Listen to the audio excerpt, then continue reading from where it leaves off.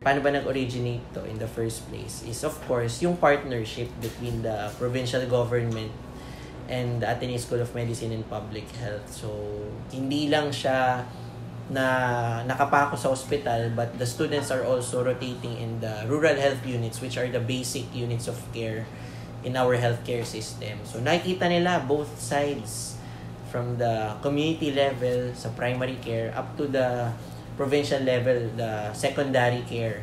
We can see na talagang sa inputs ng mga students na bumisita dito, talagang sulit na sulit daw yung kanilang pagpunta dito, even for a short span of time.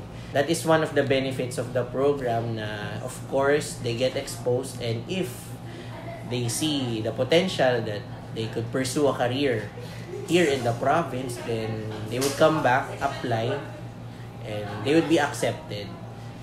This program, or through them, also creates ripples of change in the places they visit, the people they encounter. In fact nga, parang welcome na sila dito sa NSPH kasi sanay na NSPH na may bumibisita ng mga students from Ateneo na sobrang positive nung response nung first batch this year kasi may mga names sila ng doctors or nurses na naaalala kahit na mabilis lang yung stay nila.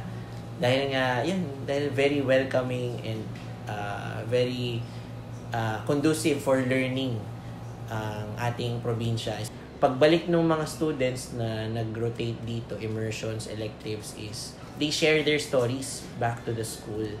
So, nalalaman ng mga kapwa students nila na meron palang there's such a place as Northern Samar, and na ganun ka-powerful yung stories na napipick up ng mga students dito, and it becomes a cycle, and then it translates into action na may mga nag-apply talaga, nagtatrabaho dito. Marami na rin bumalik at nagtrabaho dito bilang doktor sa mga ospital natin. Parang umabot ng more than 15 yung nag-apply na from Ateneo.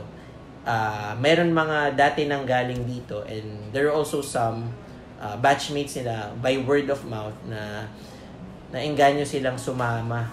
And I'm also a product of this program wherein there are students from the Ateneo School of Medicine and Public Health who went on immersions and took their electives in Northern Samar.